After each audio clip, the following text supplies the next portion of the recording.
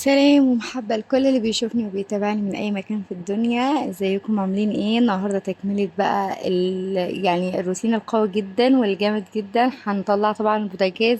احنا متعودين ان انا في مطبخي لما بحب اعمل روتين جامد بطلع البوتاجاز بره وكل حاجة بره. ليه؟ عشان اخد راحتي، بس ايه، ان انا اغسل ورا البوتاجاز وكده، وتبقى كل حاجة يعني مريحة كده، مفيش حاجة زنقاكي أو مضايقاكي وكده. فبتبقى واسع، فبيبقى الواحد بقى مركز في كل نقطة في كل نقطة من الدهون ممكن يشيلها يعني. يعني طبعا زي ما انتوا عارفين أنا بعمل ايه، بفضل أغسل في الحيطة لغاية ما احس ان مفيش ولا دهون. طبعا الدهون بتكون آم، يعني عشان انا برضو بيج، فبتكون يعني منتشرة بس مش كتيرة. فبفضل يعني لو لقيت واحدة ولا اتنين ولا مجموعة جنب بعض بفضل اغسل فيهم. وطبعا في اللي عنده باور مثلا ممكن يرش. انا عن نفسي عندي باور، بس انا كمان جارتي هوريهولكوا ادتني حاجة للدهون حلوة جدا جدا، هوريها لكم بس مش فاكرة اسمها ايه. باين من ماي وي يعني، باين كده. المهم، فكنت ايه، طبعا انتوا متعودين عليا انا بغسل واقوم شاطفه الحاجه، ولو لقيت فيه دهن تاني بقوم غاسله تاني. لان طبعا لما بتغسلي بتبقى باينه، بتبقى ظاهره قوي ان في هنا مثلا نقطه دهن او كده. لان انا عندي اصلا السيراميك ده فيه بيج واوف وايت، فتلاقيه ان هو اصلا قريب من الدهون. فحتى لو انا مثلا مطبخي مليان دهون ما بيبانش عليه. هي دي ميزة وفي نفس الوقت عيب. بص، هو السيراميك بتاعي مش بيلمع، اللي بيلمع قوي هو اللي بيبان عليه، تمام. اللي هو بيلمع خالص ده، بس بيبقى سهل في الغسيل. انا ده بتاعي بقى صعب انه يبان عليه ان هو متسخ او فيه دهون. بس سهل برضو في الغسيل، بس مش زي اللي بيلمع. يعني مش هقولكم ان هو صعب في الغسيل، بصراحة لا، حلو جدا يعني. فده ميزته احلى او احسن من السيراميك اللي بيلمع. انا بقول لكم لو انتوا حابين تشتروا سيراميك، في ناس ما بينفعش معاها، بتقول لا احنا ما بنحبش الخشن، بنحب الناعم عشان بيكون سهل في الغسيل فعلا. بس بيكون سهل كمان في انه يتوسخ بسرعة فعشان كده يعني، لكن ده حلو خالص ولونه كمان يعني شايفين، لونه حلو خالص يعني ما بيبانش عليه اصلا يعني، فاهمين؟ هي بس الرخامة اللي هي بيبان عليها، والرخامة دي انا اصلا للاسف كنت جايبة اللون ده من انا يعني في شقتي الاولانية، فحباه يعني، ما حبيتش البني، ما حبيتش الاوف وايت. حبيت الاسود، بس الاسود كان غالي قوي بصراحة. فانا عاملة رخام كبير، يعني عاملة رخام كتير من ناحية اليمين ومن ناحية الشمال، فحرام ان انا اغير كله يعني. قلت لما اهلكه شوية او اجدد بالمر بقى ان شاء الله. شفتوني طبعا طلعت فوق الرخامة. انا طلعت مرتين، يعني طلعت مرة عملت غسلت كله فوق من فوق، وبعد كده شطفت لقيته لا لسه فيه دهون، رحت يعني طلعت تاني وغسلته تاني. والجزئية دي برضو حسيت ان انا برضو لما رشيت مية ان فيه كده شوية دهون، فقلت لا لازم لما اوصل ان المية تنزل كده تلاقيها نازلة حلوة قوي. ف يعني انا مطبخ، انا يعني سيراميكي بحبه بصراحة، مش بكرهه يعني، بحبه جدا وسهل يعني، او انا اتعودت عليه مش عارفة بقى. بعدين طلعت بقى اللي هو الشباك بتاع المونتال بتاعي. فاكرين لما كنت عايزه بقول لكم انا عايزه اغيره ومش عارفه ايه وكده، راحت اختي قالت لي لا، ده سهل يعني، ده حلو في ان هو يطلع وان انت تغسليه وكده. قالت لي ده احسن يعني. فمش عارفه والله، لسه محتاره بصراحه يعني. لان انا اصلا عايزه يعني، انا حاطه الشفاط بتاعي بره، فاهمين؟ فتلاقوا السلك على طول على طول دايما دايما فيه دهون. وكمان ده بيربي دهون يعني، فاهميني؟ ايوه سهل ان انا اطلعه واغسله وبينضف، بس برضو يعني فاهمين، يعني ممكن اسبوع الاقي الدهون خلاص، لان ايه، الشفاط بره يعني، انتوا فاهمين، بره السلك. بس هوريهولكوا دلوقتي يعني، انا بغسله بصراحة، وبرضو سهل التنظيف، السلك سهل ان انا بجيب المقشة وعادي يعني بعملها الاول كده، وبعد كده بقوم ايه، بغسلها بالمية. اهو شايفين سهل جدا وبينضف يعني منتهى السهولة. ولو اتوسخ الجنب ده خالص خالص اللي عند الشفاط من بره، شايفين الشفاط ازاي من بره، بقوم يعني جوزي بيجيب واحد جديد، سلك جديد، وما بيكملش معاه نص ساعة، يعني سهل. بيطلع بقى الشباك خالص، وبيحط ايه بقى بالمسامير، بيحط السلك كده، بيقطع على قده وبيحط السلك، فهو سهل. فمش عارفة بصراحة، يعني حاسة اني انا لو جبت الالمونتال التاني اللي هو بيتفتح بيتجر ده، هيوفر معايا مساحة، لكن ممكن يكون مش نظيف زي ده، مش عارفة. بصوا خلي بالكم، انا بعمل جزئيه جزئيه، بس انا بدات بورا البوتاجاز، لان طبعا كانت اكتر جزئيه مليانه دهون، مع اني مش عارفه والله بغسلها، يعني بقوم جرى البوتاجاز قدام كده وبغسلها، بس برضو في دهون كتير خالص من وراه. فالاول حاجه عشان طاقتي كلها بقى التحفيز ده كله يجي فيها هي، وبعد كده طلعت فوق. وبعد كده طبعا احنا كنا مطلعين كل التوابل بره، عملت فوق كل يعني اللي عند الحوض وكده، عملت فوق رخامة صغيرة. وبعدين برضو قعدت اخد بالي لو كان في دهون انا مش واخدة بالي منها وكده. وهنا بقى كنت خلصت الجزء التاني اللي هو من الناحية التانية، وطبعا ده برضو احنا غاسلينه المرة اللي عدت، فالدنيا مريحة جدا لان احنا غسلنا وطلعنا بره على طول.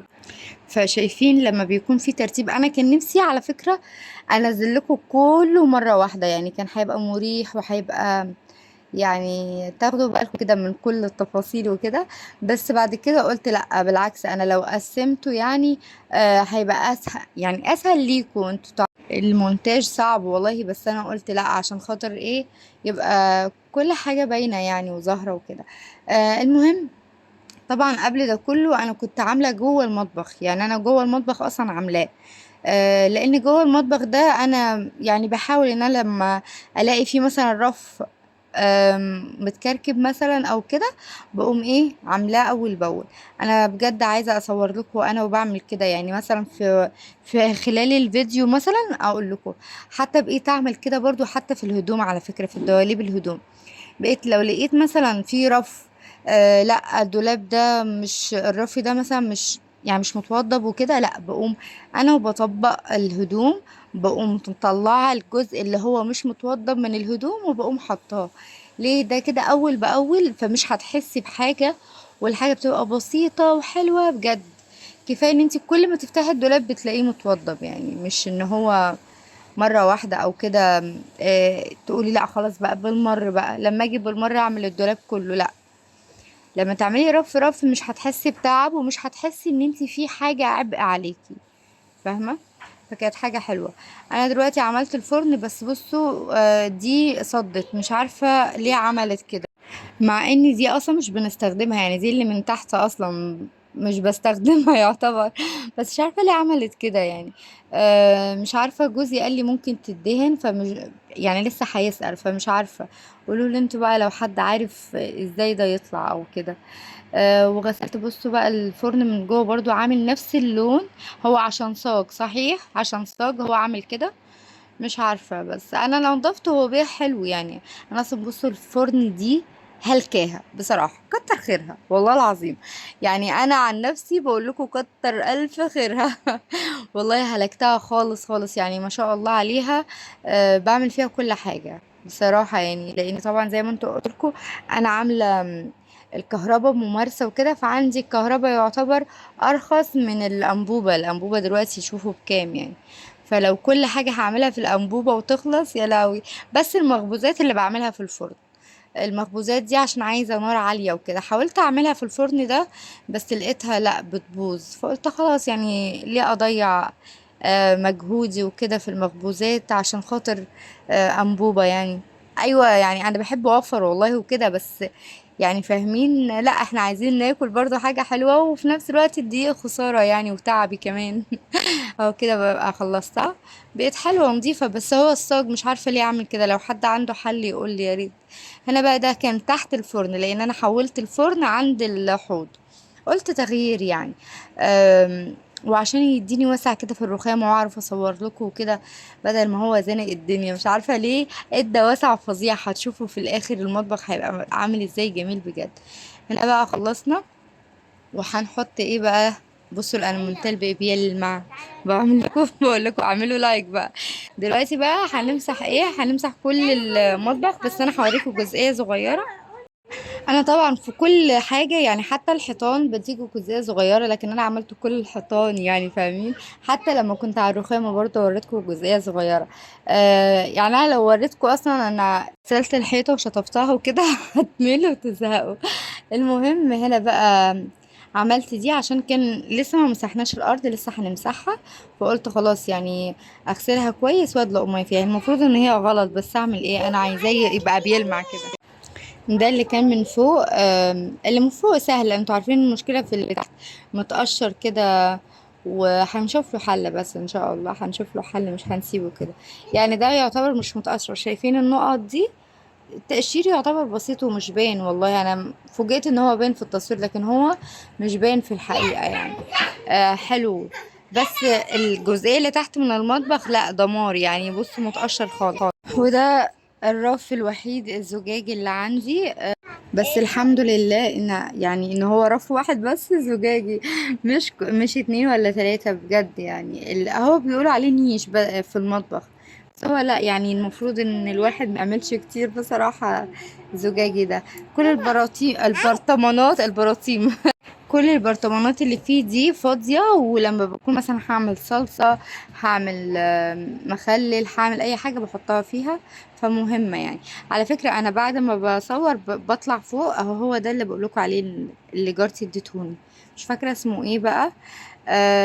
هو ده ممتاز بصراحة يعني.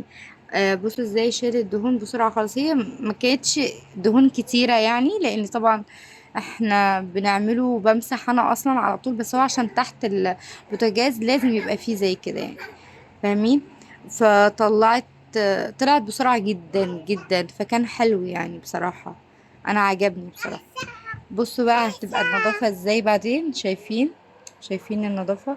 يعني بصراحة حلو جدا جدا، انا عجبني خالص. بناتي بيلعبوا خلاويص جنبي وعاملين دوشة. وبص بنات الصغيرين دول واساسا بيقولوها غلط، ما بيقولوش خلاويص صح. وبصوا وبعدين ما بيستخبوش اساسا يعني، تقعدي تضحكوا عليهم والله لما تشوفوهم هما بيلعبوا. ما بيلعبوش يعتبر بس بيلعبوا. ما بيلعبوش اللعبة صح بس بيلعبوا. ربنا يبارك فيهم يا رب وفي كل اولادنا. هنا بقى الجزء اللي تحت، شفتوا الجزء اللي فوق ازاي نضف يعني. والله كمان الكاميرا ظلماه جدا. عارفين بقى يعني في الحقيقة لا المطبخ كان بيلمع بجد والله. شايفين طبعا الحاجات اللي طلعت دي كلها دي كانت الدهون. واللي تحت الرخامة واللي تحت الحوض يعني كتر خيرها. شايفين بقى النظافة بتعاملة ازاي. دلوقتي بقى هنشوف المطبخ. هندخل البوتاجاز مكانه كده، نرجعه مكانه، الراجل تعب معانا وطلع بره. فايه هنرجعه مكانه كده معزز مكرم. وهو ليه غسله لوحده، احنا غسلناه اي كلام المره اللي عدت. بس هو ليه غسله لوحده كده، غسله محترمه معتبره وكل حاجه. هنرجع له كرامته يا جدعان. يا رب النهارده الفيديو يكون عجبكم. واذا كنتي اول مره تشوفيني وحابه انك تتابعيني، طبعا يشرفني انك تشتركي في القناه وتنوريني جدا يا حبيبتي. ويا رب يكون شجعكم. بصوا النظافه. احلى لحظة في الكون بعد ولادة الطفل لما بنشوف اطفالنا.